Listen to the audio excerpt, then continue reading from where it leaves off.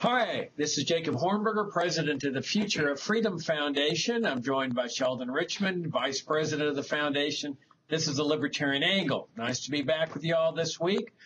Sheldon, I got a lot of political activity. We're going back into the old cycle. As soon as the midterm elections are over, the presidential race starts. I mean, this whole process starts to get a little bit tiresome at times, and you can already see people getting all geared up to get involved in the political campaign and trying to get their man elected or their woman elected. And of course, we get a glimpse of that at the CPAC convention, where you get all the some of the Republican candidates there making their show and making their case as to why they should be the Republican candidate for president. And it's just, you sit here and you just wonder, what is the purpose of all this? I mean, why do people, especially many libertarians and conservatives, pour so much money into this process when really most of the candidates are just variations of each other? People don't realize that the problem is not getting the right person in public office, which I think is why they devote so much time and money into this, or at least one of the reasons. It's really a systemic problem. And so I thought we'd talk a little bit about the systemic problem, as well as maybe analyze some of the candidates as well. What do you think? Well, as Henry Kissinger said, power is an aphrodisiac, so lots of people want their hands on it. Some of them may claim they're small government people, but we got to take that with a grain of salt. We've had allegedly small government people become president over the last 30, 40 years, and somehow government hasn't gotten smaller, so it's gotten bigger. In fact, if anything, it's worked the other way. A Democrat is more likely, I think, to shrink the government in some respect than a Republican. It's kind of funny how that works out. But it's irresistible. It's the big prize in a lot of ways. Socially, it's kind of you're kind of at the top of the tree if you win the presidency. Of course, there's all that power. You're running this huge bureaucracy. What's better to have on your resume than you're once president of the United States? It's hasn't hurt Jimmy Carter or Bill Clinton, has it? No, I mean, you can understand why somebody would want to be president. I mean, there's that thirst for power that just afflicts certain people in life, and sometimes it becomes unquenchable. They can't get enough. They have to have it. I mean, I think Lyndon Johnson was a classic example of that, is that he had to be president. He thirsted for that power. But why is it that so many people get involved in this whole process, get excited about it, donate millions of dollars into it? And I think power is part of it, but I think there's also part of the largesse. And this is what I was referring to is part of the systemic problem, that when you've got this giant welfare state and giant regulatory state that has and the income tax state that has the power to do good things for people or bad things to people, then it becomes in the interest of lots of people to say, hey, I want to get my hands on the loot. I want to get my hands on that largesse. I want protection that if I put money into a particular candidate and he's elected, maybe he won't impose regulations on my particular business, or maybe he'll lift the regulations. Or on income taxes, that, hey, I need a tax break. I can slip in a new provision in the next income tax law that gives me a special benefit. And I think that's the primary motivation for why there's just this tons of money coming into the political process. My hunch is that if you didn't have a welfare state, you didn't have a regulated society, you didn't have an income tax, that you would that the amount of money going into presidential races would diminish significantly. Now, of course, there's the warfare state side of this thing, too, that we can talk about, where there's all the warfare largesse. But the principle is the same, that when government has, $3 trillion of largesse to give out, that's a lot of money and a lot of incentive for people that want to feed at the public trough. Well, I fear I would disappoint viewers if I didn't say what I often say, that this is not entirely new. Lots of men lost to get to the president after the office of the presidency in the early days of the republic. Plenty of people wanted it. and plenty of people did things in order to get it. Some didn't make it, but when and they wanted it because they wanted to accomplish things. I don't think the motive was all that different. And you see this in Madison, you see it in Monroe, you see it in John Quincy Adams, and it motivated them. When Jackson invaded Florida in the late 18, right after the War of 1812, Henry Clay in Congress wanted to denounce Jackson for doing this, claiming it was an unconstitutional war making, that it was unauthorized. But the main reason he wanted to take down Jackson was because he saw Jackson as a rival for the presidency. John Quincy Adams, on the other hand, staunchly defended Jackson because he saw Clay as a rival, his rival for the presidency, not Jackson. So he was building up Jackson as the staunchest defender of Jackson's invasion of Spanish Florida. So this is not an entirely new story. It's right. There's much more. There are many more resources now attached to the office. But people are people. And in those days, men were men. Women weren't going for the presidency like they might be this time. And I think there's a constancy in American history and other history too. America is not unique in that sense. There's something about power for a lot of people, and they want their hands on it. You're an important person if you're hot. Yeah, I mean, I don't dispute that. I think, power is, like I said, is going to afflict certain kind of people. That's why they go into politics. They want power. But I'm talking about the people that are supporting all this, that put, tons of their hard-earned money into this process. And, they don't get any power out of it. They're not in office. They're just over there funding this whole thing. And my hunch is that the largesse of the welfare warfare state plays a big role in this. To me, I've always looked at it as like an advanced form of bribery. Clearly it's against the law to make a payment to a politician in return for a promise to give an income tax benefit, to slip something in the income tax law or the next revision. But we all know how the game is played, that you donate in advance without a quid pro quo, but that politician's going to return the favor in terms of an income tax benefit or a regulatory benefit or some kind of grant for the community or a grant for the company or a government contract. And then they can't get prosecuted for it because there wasn't a deal made. But we all know how the system works. That if the candidate who becomes elected doesn't return the favor, then he's not going to get the big money in the next race. So if he can get a reputation for rewarding his contributors, he's got a better shot at being reelected. Now on the candidates themselves, what's interesting is that you see the mainstreamers this get so excited and so involved about how the Republicans are going to be different from the Democrats. And the classic example of this was Obama, where Obama was going to be different from the Republicans. And, as you and I have said, there's really no difference between these people. To me, it's two wings of a statist party. You sort of like the National Football League. You got two divisions there. Here you've got two wings of one party, the statist party, which is the Republicans and then the Democrats. And there's really no difference philosophically between them. If you look at the philosophy of the welfare state, Social Security, Medicare, Medicaid, farm subsidies, aid to dictatorships. If you look over at the warfare state, giant military industrial complex, big standing army, foreign military bases, they all believe in this construct. And Obama, to me, was the classic example of this. To me, he wasn't any different from George W. Bush. Now, he may have more assassinations and he may have, more of this and more of that. But in principle, to me, his 8 years has been just 16 years of the George W. Bush administration.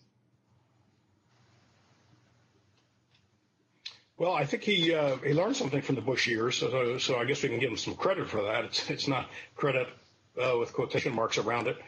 I think he learned that we've gone through the era, at least for now, where you can make a big troop commitment to a foreign country. So he wants to do things on the cheap, or at least without quote, boots on the ground. Obviously, there are more covert sort of boots on the ground through special forces, which don't get the attention that just an outright sending brigades and big units of the Army would get. But so he's learned that much. But that, of course, just makes it more covert and more insidious because there's drone warfare and there are bombers and people apply a different standard to that. They act like if American personnel are 30,000 feet off the ground, or if they're back sitting in a bunker somewhere in the United States behind a game console directing deadly drones, that doesn't count.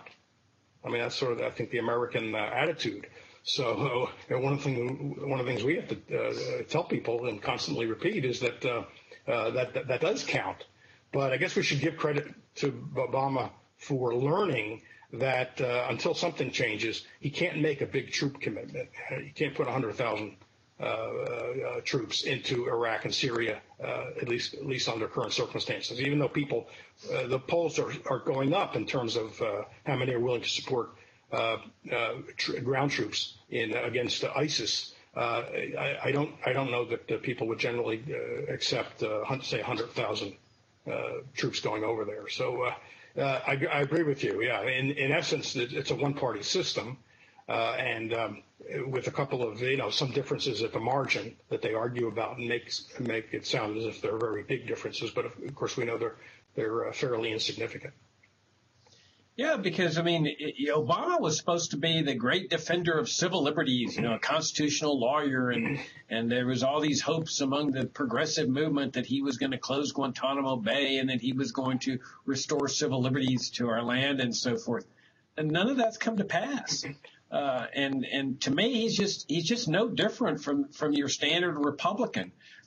And now, of course, that raises the issue of how much of this is a systemic problem. And I think much of it is, and it doesn't really matter who we elect to the presidency because of the system that's involved. That's why we libertarians try to concentrate on the systemic changes that are needed in society to achieve a free society, a prosperous society, a peaceful, harmonious way of life. That you're not going to get this. If you have a bad system, it doesn't matter how good your candidates are. In fact, when you have a bad system, the likelihood is you're going to get the worst candidates that are reaching the top. And this is wasn't it Hayek that wrote Why the Worst Get on Top? When you've got this bad system, that's what tends to happen. Now, why do we consider this a bad system? Well, because you've got this massive welfare state way of life, where the government's got the power to take money from people and give it to other people to whom it doesn't belong. You've got a highly regulated society where the government's putting people in jail for, drug possession, drug law violations, massive failed war on drugs. And then you've got this massive warfare state, big standing army that came into existence after World War II, regime change operations, foreign military bases, CIA, NSA surveillance schemes. So what difference does it make who's elected? And I thought maybe I ought to mention this book that we're reviewing in our monthly journal, Future of Freedom Foundation, Future of Freedom, called National Security and Double Government, where the author's name is, I think, Michael Glennon, who teaches at Tufts University. And he's got a fascinating thesis where he says the real power in the government is among what he calls the Trumanite section, which is the military, the CIA, the NSA, the information gathering part of the government, and that all the other stuff is just window dressing. He calls it the Madisonian section, the judiciary and the Congress and the president. They have this aura that everything is as it's always been. And Glennon's thesis is that's just not the case, that the real power of this government is part of what he calls the double government. I call it the fourth branch of government, which is the warfare state branch of government. So when you combine this welfare state and warfare state, it really doesn't matter who's elected, because what's really needed, I say, is a systematic change that dismantles these apparatuses that are attached to the government. Yeah, and it's been known as the permanent regime. I mean, Glenn's book sounds very interesting. I haven't read it yet, but we do have a review it'll come out pretty soon. It's been known as the permanent regime, the unchanging part of the state that that's sort of the iceberg below the surface, and the people that then who run it, who at least ostensibly run it, and I think they do run it too. They're fully in league with it. It's not like they're there purely as figureheads and you have this other thing operating under the surface. The guys that get elected, and perhaps a woman next time who gets elected, are all in favor of that system because the system has a way of weeding out people that don't accept it and might want to actually cut it back and root it out. I mean, get to the root. The system has lots of ways to impeach such a person.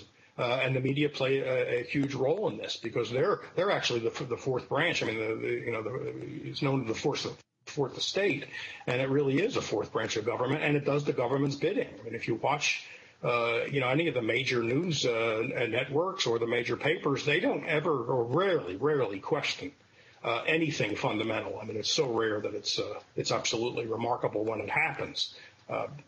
And so they have a way of marginalizing a candidate who might come along who makes sounds like he wants to get to the root of things and actually ask fundamental questions. That person's not going to get very far. And I suspect that's what's going to happen in 2016.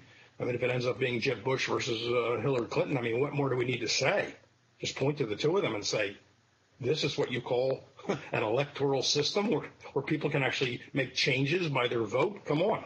I mean, it's an outright joke. I mean, maybe we need to hope both of them get the nomination because what better propaganda tools do we have than a race between Hillary Clinton and Jeb Bush? I mean, I can't think of a better combination. No, and I think it's a classic example of what a bad system ends up producing.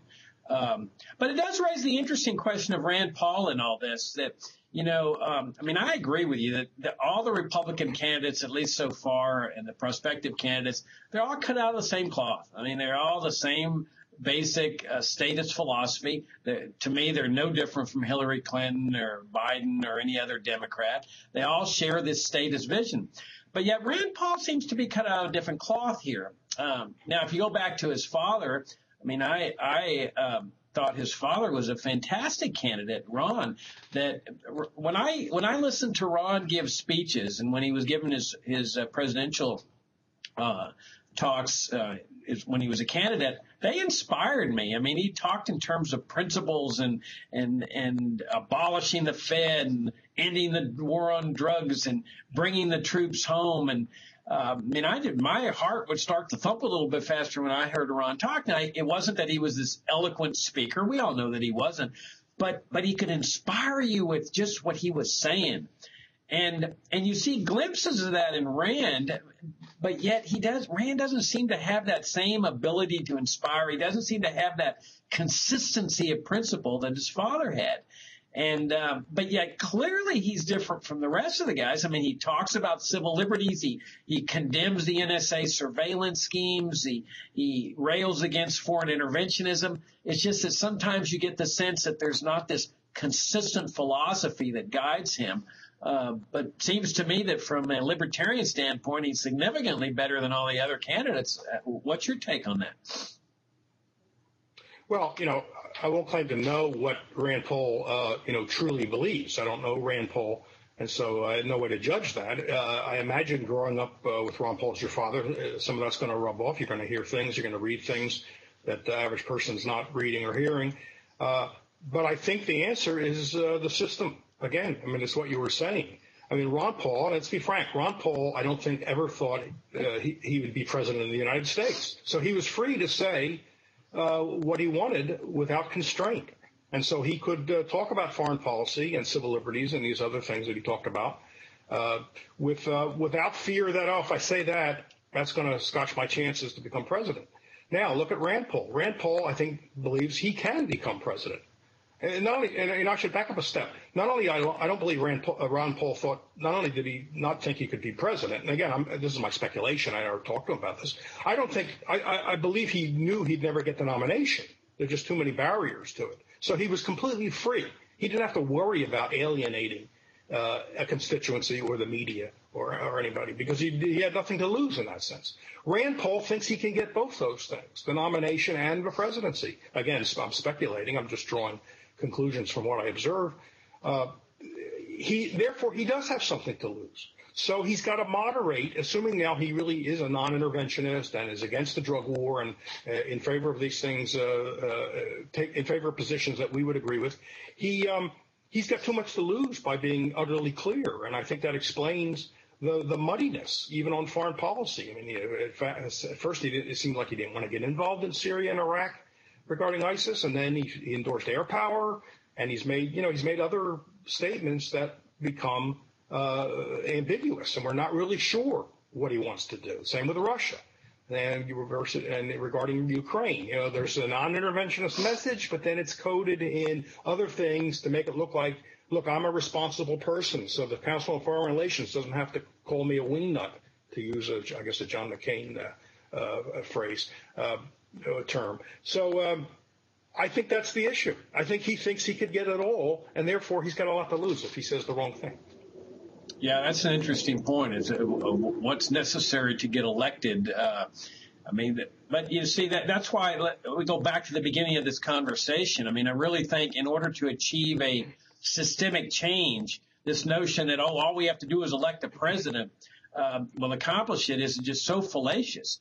That in order to achieve a systemic change, you're really talking about a sea change in the way people see the role of government in society. I think part of the big problem is that most Americans have been inculcated with the notion that they're free because they're out voting and they get to elect, whoever's running for office. They get to participate in the political process. So therefore, I'm free. When we libertarians look at it as freedom is something much, much bigger, more significant. You're not free unless you can keep everything you earn to decide for yourself what to do with your own money. And so we would separate charity and the state. The state would not have anything to do with charity. We would get rid of the war on drugs. We get rid of the whole regulatory society. We dismantle the whole warfare state. We bring all the troops home and discharge them. Now, all of a sudden, you're talking about a fiscally responsible government that's not, spending more than $1 trillion that's bringing in. At that point, it's spending very little because without a welfare warfare state. And at that point, you sit there and say, okay, well, what difference does it make who the president is? You got this whole cast of characters who are still seeking power, but they can't do bad things to me anymore, or as many bad things to me, because there's no income tax, there's no IRS, there's no regulatory agencies, there's no welfare state, there's no warfare state. All of a sudden, we're talking about a sea change.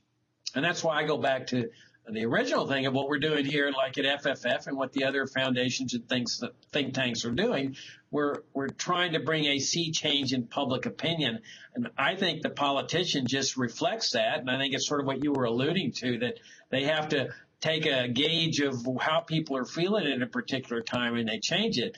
Now, I think Rand sits in a different category than that because you can see him condemning NSA and the violations of civil liberties and foreign interventionism. And I agree with you. You can't grow up in a household with Ron Paul without that stuff sort of being imbued in your veins.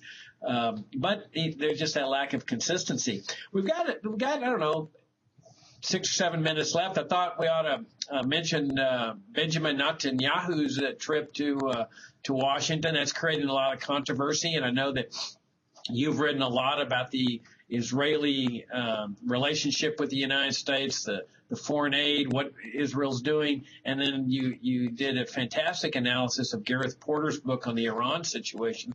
So why don't you go ahead and give us your perspective on what's going on here? Yeah, I really think it's very interesting. It's going to be an interesting week. It's extraordinary.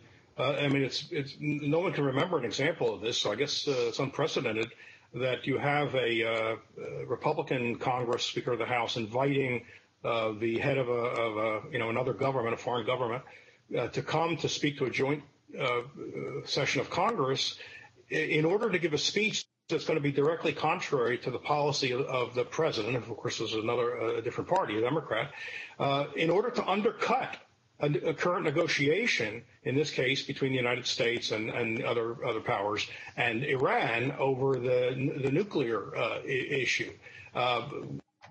So there's a lot to be said here. Just to get this on the table immediately, Gareth Porter makes an overwhelming case that this is a manufactured crisis, that Iran has not ever sought a nuclear weapon. It's under constant inspection. The IAEA can account for every speck of uranium in Iran. It's not been diverted to making weapons. Okay, I'll stop there because I can take up the whole day with that. Currently, the negotiations going on. Iran is eager to get the long-standing sanctions, which are devastating to the Iranian people, get them lifted. So they were willing to go to the conference table. Actually, 10 years ago, they were willing before all these sanctions were in place. So it's not the sanctions that brought them. They've been trying to do this. And just to bend over backwards to demonstrate that they're not interested in a nuclear weapon, which the Ayatollah has issued a fatwa against nuclear weapons. They've been negotiating. They've been abiding by the interim agreement, where they're even taking their 20% enriched and shipping it out. And so they're doing everything they can to show the world they have no weapons aspirations.